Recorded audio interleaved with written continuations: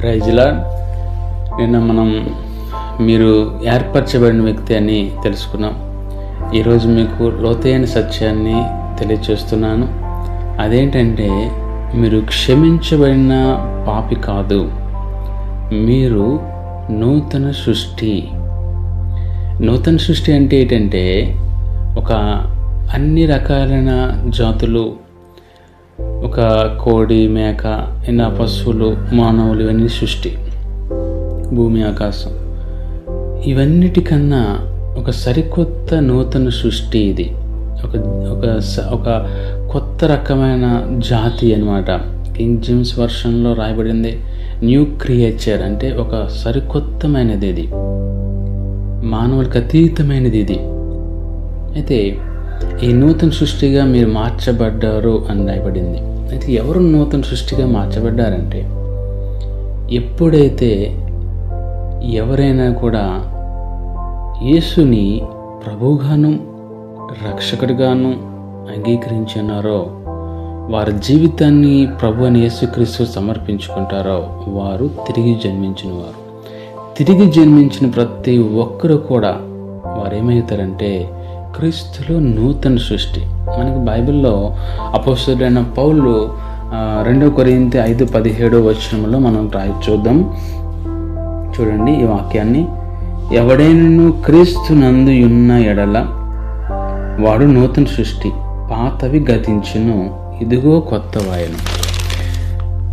చాలా మంచి మాట దేవుడు మనకు తెలియచేస్తున్నాడు. చూడండి, ఎవడైనను అంటే ఎవరైనా క్రీస్తునందు ఉన్న ఎడల వాడు నూతన సృష్టి. క్రీస్తునందు ఉన్న ఎడల వాడు నూతన సృష్టి అంటే ఎవరైతే తిరిగి జన్మించి ఉన్నారో, అంటే యేసుని ప్రభువుగాను రక్షకుడిగాను అంగీకరించి వాళ్ళ జీవితాన్ని ప్రభువుకు సమర్పించుకుంటున్నారో, వాళ్ళు తిరిగి జన్మించిన వారు క్రీస్తులో నూతన సృష్టిగా జన్మించి ఉన్నారు. చూడండి, వాళ్ళ జీవితంలో పాతవి గతించెను అని రాయబడింది. చాలామంది యవనస్తులు,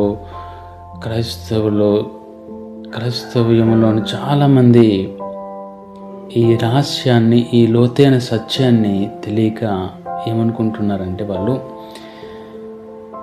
చాలా విధాలుగా నేను పాపిని, నేను బాధింపబడిన వ్యక్తిని, దేవుడు నన్ను క్షమించాలి అని చాలా విధంగా వాళ్ళు కోరుకుంటుంటారు.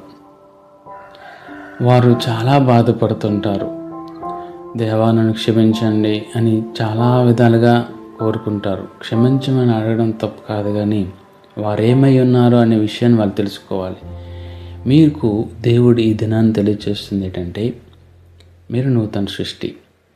నూతన సృష్టిగా మార్చబడిన మీకు మీ జీవితంలో పాతవి గతించును అన్నారు. అంటే మీ జీవితంలో రోగము కానీ, వ్యాధి కానీ, పాపము కానీ, ఇవన్నీ కూడా గతించిపోయాను.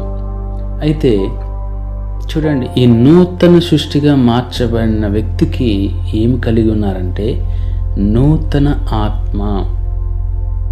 రెండవది నూతన స్వభావము. ఇది దైవిక స్వభావం. మీరు దేవుని చేత పుట్టింపబడిన వారు కాబట్టి మీకు దేవుని స్వభావం కలిగి ఉంటారు. మూడవది, మీరు దేవునితో ఎల్లప్పుడూ సహవాసం కలిగే ఆ విధానము మీకు ఏర్పడుతుంది. నాలుగవది, మీరు క్రీస్తులో నీతిగా మార్చబడిన వ్యక్తిగా ఉంటున్నారు. బైబిల్ మనకు క్లియర్గా ఆ విధంగా రాయబడింది. కాబట్టి మీరు ఇక్కడి నుంచి ఏ విధంగా ఆలోచిస్తారంటే, నూతన సృష్టిగా మార్చబడిన వ్యక్తిగా మీరు ఆలోచించండి. పాత విధంగా మీరు ఆలోచించుకొని మీరు ఏం చేస్తారంటే నూతన సృష్టిగా ఇక్కడి నుంచి ఆలోచించడం. ఎలాగంటే, నేను నూతన సృష్టిని, నా పాత జీవితం గతించిపోయింది, నా రోగము, నా పాపము, వ్యాధులు అన్నీ కూడా దేవుడు తొలగించి ఉన్నాడు, ఇదిగో కొత్త వాయును. అంటే నీవు క్రీస్తులో నీతిగా ఉన్నావని, పరిశుద్ధుడిగా ఉన్నావని, దేవుని స్వభావం నీలో ఉందనే విషయాన్ని దేవుడు చెప్తున్నాడు. అది మీరు చూడాలి, అది మీరు పలకాలి. అప్పుడు మీ జీవితంలో దేవుడు రాయబడిన మాట ప్రకారమే మీ జీవితం ఉంటుంది. కాబట్టి నూతన సృష్టిగా మార్చబడిన మీరు ఈ విధంగా దినదినము పలకండి. జీవ మరణాలు నాలుక వశమై ఉన్నాయి.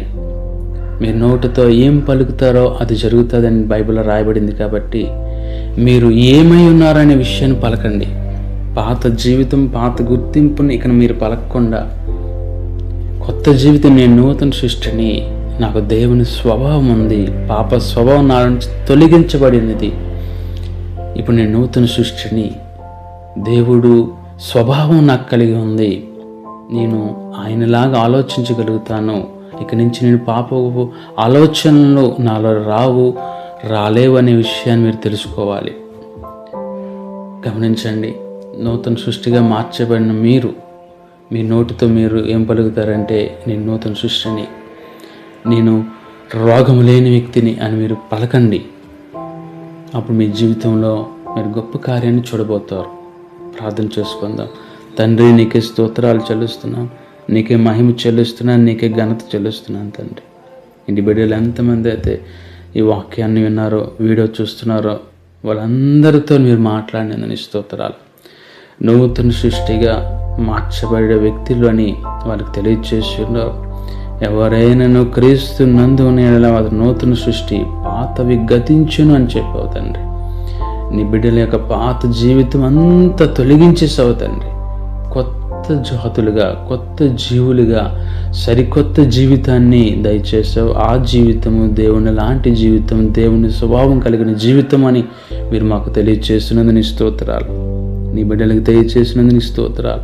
ఇక నుంచి మా ఆలోచన మేము ఆ విధంగా ఆలోచించడానికి నీవు కృప చూపినందు నీకు వందనాలు చెల్లిస్తున్నాను. పరిశుద్ధాత్మ మీరు మాకు సహాయం చేసినందు నీకు వందనాలు తండ్రి. నీకు మహిమ చెల్లిస్తున్నాను, నీకు ఘనత చెల్లిస్తున్నాను తండ్రి. పరిశుద్ధాత్మ మీరు అందరితో మాట్లాడినందుకు స్తోత్రాలు. మేము ఇక నుంచి నూతన సృష్టిగా మేము జీవిస్తాము తండ్రి. నూతన సృష్టిగా ఆలోచిస్తాము. ఆ విధంగా నడుచుకోవడానికి మీరు మా కృప చూపినందు నీకు వందనాలు చెల్లించుకుంటూ ఈ ప్రార్థన యేసుక్రీస్తు నామములో ప్రార్థిస్తున్నాం తండ్రి. ఆమేన్. Praise the lord. దేవుడు మిమ్మల్ని నూతన సృష్టిగా మార్చాడని మీరు నమ్మినట్లయితే కామెంట్లో ఐఎమ్ న్యూ క్రియేషన్ అనే కామెంట్లో రాయండి. రేపటి దినం మనము ఇంకా లోతైన సత్యాన్ని ఏంటంటే ఆత్మ, ప్రాణము, దేహం గురించి మనం నేర్చుకోబోతున్నాము. మిస్ కాకండి, సబ్స్క్రైబ్ చేసుకోండి.